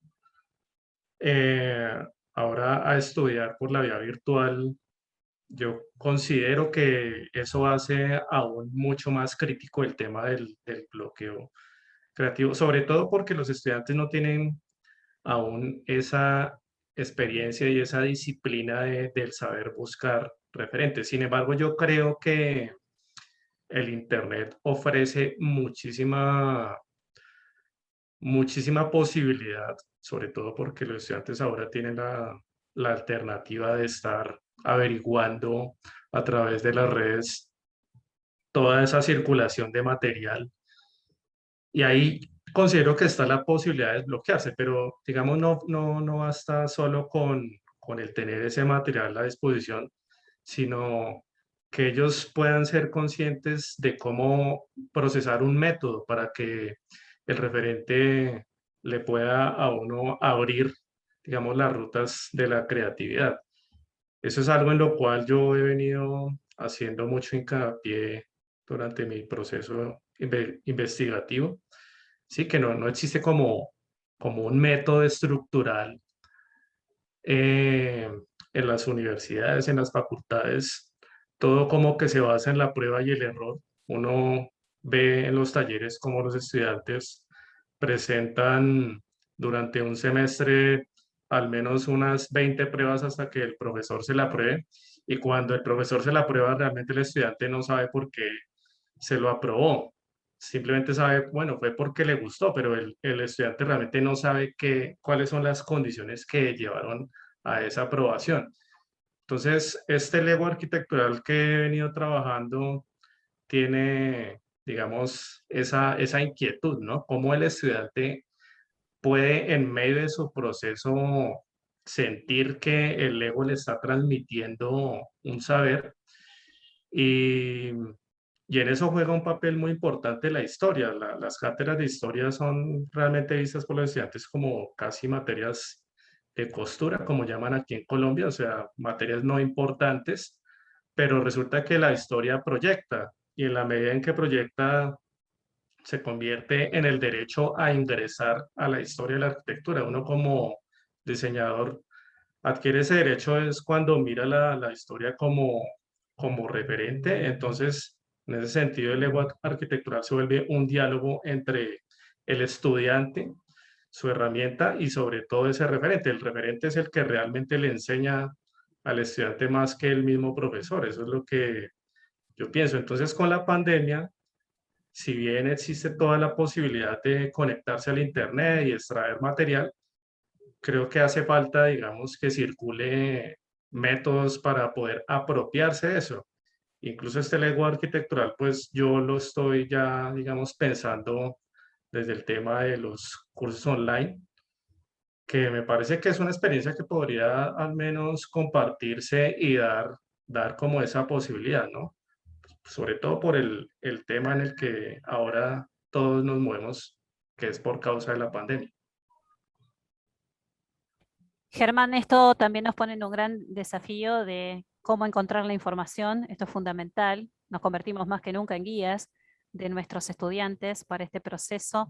Creo que también el ver el trabajo de otros y compararlo en las clases es también un excelente disparador para que todo el material que está en la nube, dando vuelta, también sea un proceso de superación continua entre un trabajo integrador y otro, que los trabajos integradores de alguna manera vinculan el interés del alumno. Me parece que también tenemos que salir de un individualismo pragmático, y acá es donde también me gustaría conversar un poco con Marta respecto a estos cambios pedagógicos a los que hace referencia, porque claro, uno, digamos, pasea un poco por lo que habla Piaget, lo escuchamos a Carretero, de pronto Vygotsky, y siempre nos centramos en Edith Lewin. O sea, me vienen apareciendo los nombres que a uno lo han traspasado en la enseñanza pedagógica y sobre todo en las estrategias de enseñanza, las estrategias de valoración de los trabajos, en esa evaluación. ¿Cómo estamos evaluando a nuestros alumnos? Toda vez que si se convierte en un monólogo del docente, creyendo que el otro está del otro lado, y que en realidad pasa el tiempo y certificamos ese tiempo, me parece que uno de los quiebres grandes, y ahí es donde va la pregunta, si la persona no se está acostumbrando a aprender esa pantalla, desconectarse de la realidad del aula, no podemos monitorear esa realidad y no estamos generando una estrategia acorde a la realidad que nos pasa. ¿Cómo entiendes esta situación, Marta Emilia? Bueno, mira, qué interesante, porque hoy la educación, más allá del desafío del que estábamos hablando, yo creo que la evaluación pasa a ser una evaluación ya no numérica ni cuantitativa, sino una evaluación puramente formativa. Entonces, esto de la retroalimentación, el de no querer prender la pantalla y no querer salir del aula de la que estábamos hablando, ya sea de docentes y de alumnos, se produce como una dificultad, porque los desafíos de hoy tienen que ver con esto, con salir de ese espacio y abrir la escuela invertida, la escuela vista de otra manera, como la que ya charlábamos, pero quería hacer algo referencia a lo que decías vos y lo que decía creo que Germán, que el tema de que Internet es tan abierto, es como, alguien dice, como un joven que se va de tour, ¿no? De paseo en la computadora y en los más media y todo lo que pueda significar, ¿no? La autogestión, la autoinformación, y en la que el docente, bueno, no interviene. Pero yo creo que la relación pedagógica siempre va a existir, porque quien modera, quien retroalimenta esa información que tiene el joven y que no sabe, entre comillas, porque en realidad lo que se hace al estudiar, cuando hablamos de un sistema formal, es que está alguien al frente, ¿no? Figurativamente ya no está al frente, pero es el que lo orienta, lo acompaña en ese tour, ¿no? En ese viaje a lo desconocido, porque cualquiera, como decían, creo que también el señor de Colombia, es que en realidad yo puedo autogestionar mi propio aprendizaje sin necesidad de hacer estudios en la universidad o en algún otro instituto, pero en realidad es muy importante el acompañamiento que tiene para una evaluación formativa, de retroalimentación pedagógica, en la que el docente tiene que cumplir este nuevo rol, ya no calificando a un alumno con bajas o altas calificaciones, sino que dando estas explicaciones cuando tiene que darlas, ¿no? Porque en realidad es lo que está esperando todo alumno. Y bueno, me parece que tiene que ver también con una concepción de enseñanza y de aprendizaje que traemos muchos de los que nos hemos formado en la vieja escuela y que de repente hoy todo cambia. El paradigma que yo tengo, que hablaba hace rato de la metáfora del reloj, armonioso, muy estándar, se rompe. Y yo creo que ahí es donde surgen los inconvenientes, ¿no? En esta relación pedagógica que traemos por años, y hoy los jóvenes nos muestran que en realidad están cansados de esos formatos y esa configuración didáctica que traemos, o que traen muchos, y de pronto nos están enseñando ellos, fíjate vos, ¿no? El tema de un proceso de enseñanza-aprendizaje, ¿no? Y lo mismo con la virtualidad, porque yo lo noto por lo menos en algunos de mis docentes que por ahí se resisten, porque eso es normal también que se resistan, y bueno, y están los alumnos que ayudan un poco. Así que es muy digamos, para uno, un docente en formación, porque nosotros tenemos un profesorado, es todo un desafío el uso de la implementación de las TICs, para justamente esto, ¿no? Tener las herramientas de saber usarlas, llegado el momento, nivel medio, nivel superior. Así que me parece, no sé si responde a tu pregunta, Cristina. Realmente me sirve como disparador para comentar algo que me parece más que interesante a nivel general, ¿no? Creo que, digamos, en este proceso de aprender y de buscar al más adecuado, coincido en que una calificación con un número, para muchos de nosotros, y creo que Mariano coincidirá conmigo, porque me parece que somos generacional igual que Marta, era una premiación también a nuestro esfuerzo, porque estudiábamos en la escuela y nos llevábamos la tarea. Hoy el concepto también que está pasando es que el alumno estudia dentro de la escuela y la tarea está dentro de la escuela. No hay un compromiso, y el compromiso también está vinculado con el juego o también con el cortocircuito que provoca el trabajo infantil. O sea, todos hemos a lo mejor desarrollado, de acuerdo a la vida que nos tocó, un proceso en el cual ayudábamos a nuestros padres en las tareas y nadie se murió por eso. Entonces también hay que buscar un equilibrio. Una cosa es la explotación y otra cosa es el trabajo infantil. Creo que mezclamos a veces por una cuestión de elegancia estos procesos, y me parece que después llegamos a la instancia de que una persona permanece con sus padres hasta los 40 años con relaciones fantásticas en las cuales los venidos y quedados nunca se van de nuestras casas. Y eso también genera la falta de responsabilidad del sostenimiento económico. Esto me parece que también hay que instalarlo como problema social, porque después tenemos gente que estudia hasta alta edad, no desarrolla una tarea específica que lo permita autoabastecerse, y ahora nos encontramos con gente que de pronto se va a jubilar antes del tiempo. Entonces, esto es un proceso, me parece problemático, pensar que hay alguien que no ingresa al sistema laboral porque está permanentemente en la comodidad de estudiar, alguien más lo mantiene y después espera que tenga un subsidio social. Me gustaría una reflexión respecto a ustedes, porque los veo con la cara. A mí me gustan estas cosas que me parece que hay que ponerlas, instalarlas en el ámbito de la conversación, porque es preocupante el tema de que la gente que estamos formando hoy es la que va a tomar decisiones, porque yo siempre pienso que un estudiante en cualquiera de las disciplinas en las que imparte uno su conocimiento o trata de construir ese conocimiento, puede llegar a ser presidente de una nación, y me preocupa que nosotros somos responsables de generar a esa persona que muchas veces es egoísta de su propia realidad. Entonces, ¿cómo ven ustedes esta situación? Me gustaría, si alguno quiere hacer las reflexiones finales en este tiempo que nos queda de esta comisión, porque creo que la interdisciplina acá es fundamental, porque el ser humano que formamos nosotros es una persona que a lo mejor tiene un título de lo cual no ejerce. Otra gran problemática regional, porque no es solamente un mal argentino, la frustración de que el alumno tiene una muy buena calificación y no puede ser emprendedor. Un diseñador que no necesariamente tiene que ser emprendedor. Un sistema productivo que se está destruyendo porque la gente lamentablemente económicamente no puede mantener las empresas. Los sistemas familiares que van a ser complejos porque son los nuestros, los míos, los tuyos y los por venir. Vamos a repartirnos la mesa el día que esa persona desaparezca. Entonces, ¿cómo vemos esa situación que me parece dramática y que nos va a encontrar a nosotros siendo protagonistas de ese proceso? ¿Cómo ven esa situación? A ver, Mariano, contanos algo. Yo creo que si bien lo digital es el acelerador, como estuvimos hablando, la pedagogía sigue siendo la conductora. Tenemos que pensar en una escuela para la vida.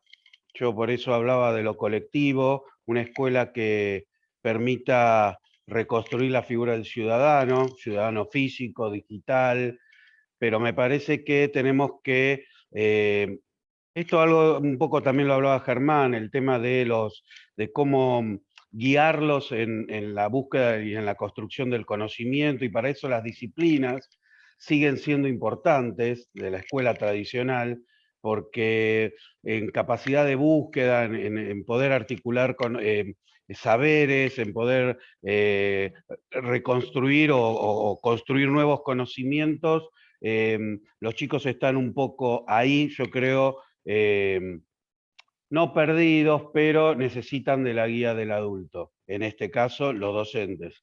Así que creo que como síntesis, yo creo que hoy la escuela debe enseñar a vivir, debe enseñar a organizar las prácticas humanas, debe enseñar a que seamos solidarios, a que podamos ser responsables en el área laboral, y comprometidos con el prójimo, ¿no? Siempre digo lo mismo, me parece que estamos en un momento de mucho individualismo, la individualización, diría Beck, y me parece que tenemos que volver a recuperar los lazos sociales y colectivos. Me parece que va por ese lado. Gracias, Mariano, por tu aporte. ¿Qué opinas, Eleonora? Sí, me parece que como que por ahí se dan las dos situaciones, ¿no? Yo lo veo un poco en los chicos y en las chicas que están casi como egresando, que por un lado, bueno, está esto que como vos comentabas, de no estar muy orientados, ¿no? De decir, bueno, ¿hacia dónde voy? O si hago otra carrera y me quedo, como decías, 5 años más viviendo con mis padres, ¿no? Como una cosa así medio por ahí que de no poder encontrarse, pero también las situaciones de crisis que muchas veces abre, ¿no? Disparadores en donde esto de la autogestión o de los emprendimientos eh, individuales muchas veces terminan en algo positivo. O sea, yo veo que hay como que se dan esas dos situaciones, ¿no? Como un espíritu más de decir, bueno, no importa, nos reunimos, tenemos esta idea, vamos a buscar, no sé, en el caso del audiovisual, ¿no? Si el Inca está quebrado en este momento, miremos a ver qué sucede con las instituciones de otros países, pero tenemos que conseguir subsidios, ¿no? Es como que también esta situación por ahí de crisis los motiva para ir más adelante, y tal vez es ver esto, cómo nosotros como docentes podemos dar herramientas, sobre todo a aquellos que por ahí están desmotivados o que no saben para dónde ir, y decir, bueno, hoy tenemos esta realidad, cuáles son los recursos que contamos como para ver qué se puede proponer, ¿no? Pero yo veo un poco que se dan como esas dos, como muy opuestas esas situaciones, como chicos que salen para adelante porque, bueno, se reúnen o tienen ideas y buscan alternativas, y en otros casos como que se bloquean. Entonces por ahí es eso, buscar herramientas para que puedan avanzar, ¿no? Bien, muchas gracias, Eleonora, por esto. También me sirve para comentar también que dentro de a veces de los sistemas del Consejo de Planificación Económica de la Ciudad de Buenos Aires, que tengo institucionalmente la oportunidad de participar, creo que una de las cosas que siempre ponemos ejes en el tema del mecenazgo. O sea, las empresas podrían estar haciendo un mecenazgo en el área audiovisual sin lugar a dudas. Y el tema de que nuestros impuestos sean dirigidos al sistema de alguien que realmente sea un potencial creativo, un innovador y una situación que realmente favorezca el contexto. Y esto me parece que la empresa lo detecta mejor muchas veces que lo que está pasando a nivel de la gobernabilidad, ¿no? Porque no se piensa en políticas de Estado, sino en políticas cortoplacistas de gobierno. Y lamentablemente dejan mucho que desear y se pierde la esperanza de nuestros estudiantes. Y eso es algo que demanda una gran responsabilidad, y como siempre decimos, la patria nos lo demande, hay que demandar. En ese sentido, hay un proceso que hay que empezar a exigir desde las aulas, ¿no? Este tema de la oportunidad de poder desarrollarnos. ¿Cómo ves la situación, Jimena, por favor? Sí, no, coincido plenamente con lo que expresaron Mariano y Eleonora. También creo que esto es justo un momento para aprovechar la interdisciplina y mostrarles justamente a los chicos las posibilidades que les da en mi caso hablo desde la arquitectura porque es lo que me atraviesa y las posibilidades de acción que tiene la carrera, no solamente, disculpen que tengo al niño de fondo, las posibilidades, digamos, que atraviesan a la carrera, que no solamente son, le pasa mucho al alumno de arquitectura que se proyecta sentado en un estudio de arquitectura cuando finalizó su carrera y siendo el arquitecto maestro que va a proyectar para la ciudad o para un gran concurso o lo que fuera. Y estas realidades que nos han atravesado ahora nos han demostrado las múltiples facetas que tiene la carrera, que no necesariamente tienen que ser esa, y que dan a la frustración justamente cuando se reciben, y lo hablo personalmente, digamos, de eso de decir, encuentro con el título, no tengo mi estudio, no, ¿qué hago? Es la carrera que elegí. Creo que un poco la pandemia nos ayudó a eso, a entender que la profesión tiene estas miradas. De repente un alumno de segundo año está estudiando las tácticas de juego de un deporte y cómo lo aplica a su proceso de diseño, a la vez está viendo con la cimática, nosotros veíamos el estudio de los rayos, de repente está viendo la lluvia y está viendo un rayo y dice, esto me puede servir para mi proceso de diseño, me puedo poner a estudiar esta parte. O sea, es entender que una mirada holística, digamos, y que el alumno desde el comienzo de la carrera ya tenga esa mirada holística de lo que puede hacer después con su profesión. Me parece que la pandemia en ese sentido nos ha ayudado y ha dado pasos inmensos que antes lo veíamos lejano. Hasta incluso estar escuchando, por ejemplo, estando ahora, yo poder estar formando parte de esta conferencia en Palermo, que a lo mejor antes por mi cuestión laboral del aula no poder estar presente, y ahora estamos. Los alumnos también escuchan a profesionales de otras partes del mundo que antes, si no lo veían con un video de YouTube, no podían acceder. Entonces creo que es enorme las posibilidades que nos ha dado la pandemia, más allá de todos los problemas que también trajo. Pero creo que es una forma de ellos de poder atesorarlo y hacerlo después propio para su desarrollo profesional. Me parece que en ese sentido es buena. Gracias, Jimena. Y podemos, por favor, escuchar a Emily. ¿Qué opinas tú? A ver, que está silenciada. Corazón, está silenciada, por favor, Emily. Gracias. Sim. Agora sim, né? Aqui no Brasil, os alunos, eles precisam decidir, né, carreira profissional eles vão seguir logo após o ensino médio. Isso seria com aproximadamente aí 18 anos, né? Nós consideramos essa idade uma idade muito jovem, assim, para ele poder já decidir o que ele vai fazer, onde ele vai atuar. E aí o aluno, muitas vezes, ele entra em determinados cursos e que ele não leva a sério, não leva adiante, pelo ele conhecer muito pouco daquilo que ele vai fazer como um profissional, como um empreendedor, né? Como naquele curso que ele escolheu para a vida dele. E hoje, particularmente assim, com a pandemia, nós temos observado muito a evasão. A evasão é a saída dos alunos, assim, no segundo período dos cursos, no terceiro período, principalmente depois que ficou o ensino à distância. Dificultou muito a parte de você segurar o aluno, sabe? Você prender a atenção do aluno ali diante do computador. Então, isso tem sido um desafio muito grande aqui no Brasil.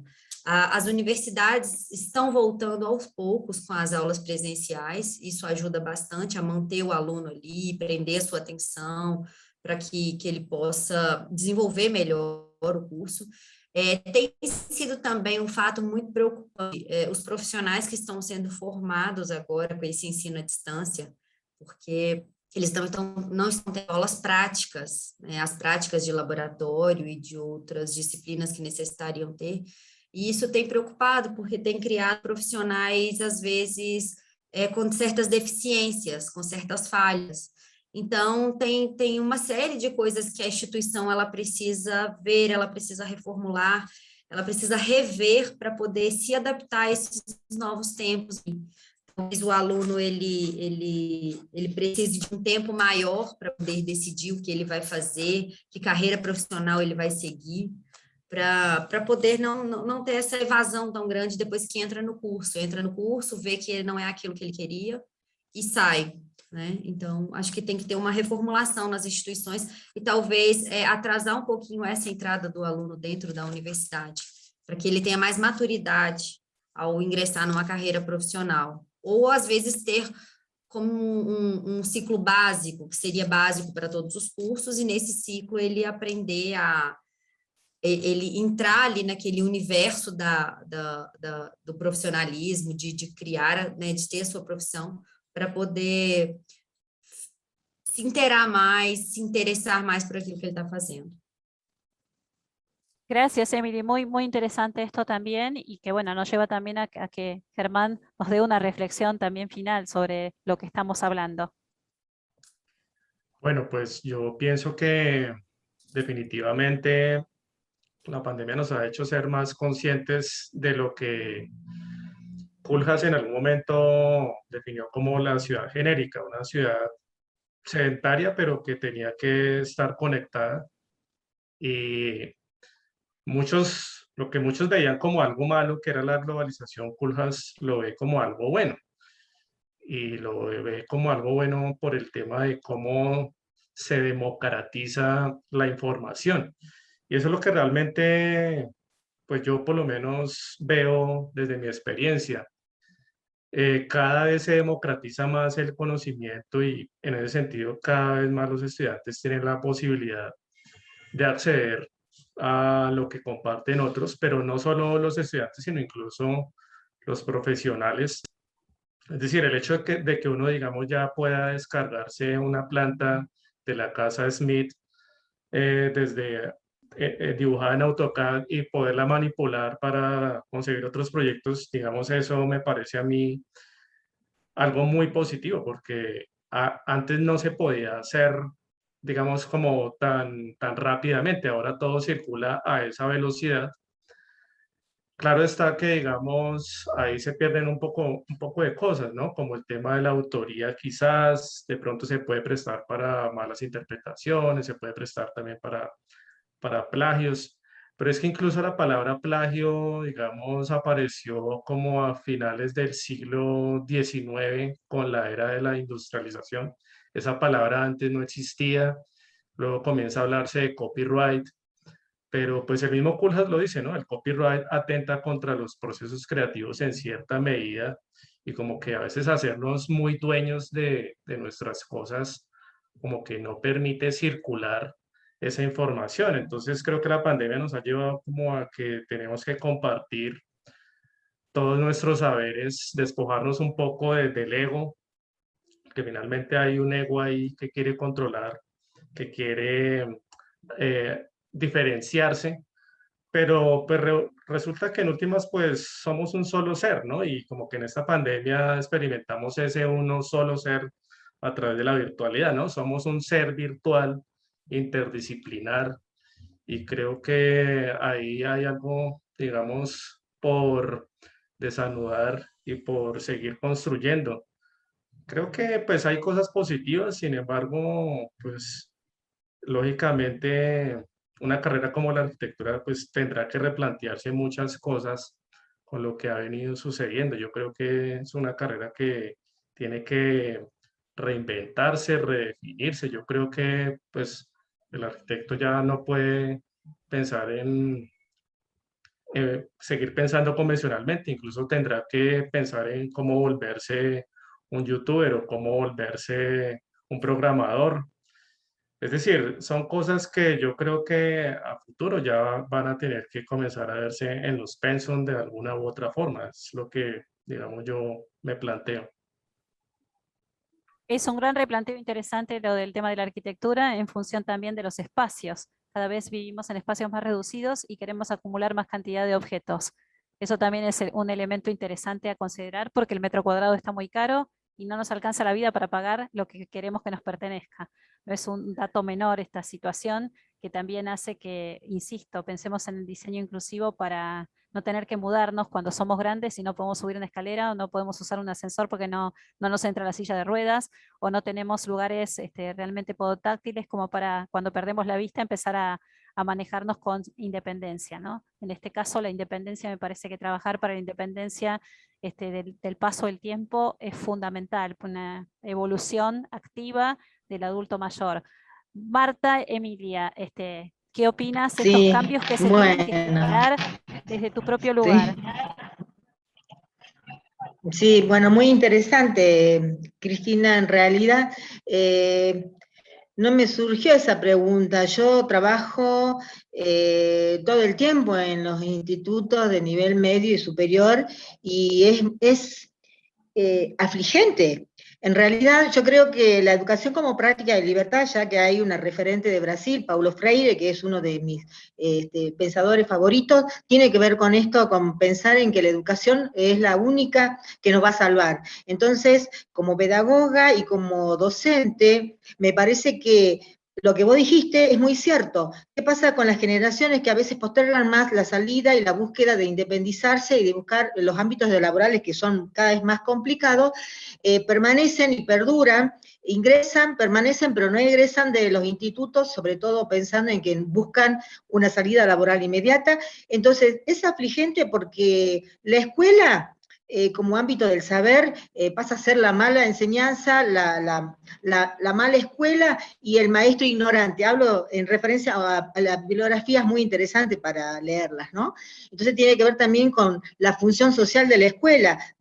Está siendo más asistencial que académica, que lograr que el joven pueda recibirse en forma eficiente para poder buscar e independizarse, porque a mí me pasa mucho de que veo a los jóvenes que, bueno, ya a una determinada edad, adulta, lo que yo siempre digo, vuelven a las instituciones porque realmente se sabe que la escuela es la que nos salva, la escuela es la que nos va a brindar, y es muy cierto lo que dices, a veces peligra la formación para los que son, bueno, no sé, los dirigentes, desde una mirada ya más no sé, de sociedad, de país, sí, también sucede eso, como dices, pero yo creo que, y muchos de nuestros estudiantes que abandonan, y el alto desgranamiento que también se ve en los niveles obligatorios, nos hace repensar y un poquito no hacernos eco, ¿no? De que esta reestructuración tiene mucho que ver con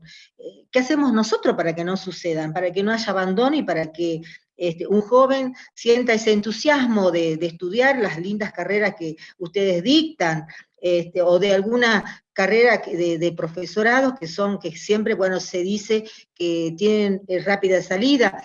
Es muy complejo. Estamos frente a todo este desafío que se nos presenta como educadores y como enseñantes, porque la sociedad demanda de seres inteligentes, capaces de reflexionar, bueno, como dijo ahí uno de ustedes también, la formación integral del ciudadano, claro, por supuesto. Así que, bueno, esa sería un poquito mi mirada, ¿no?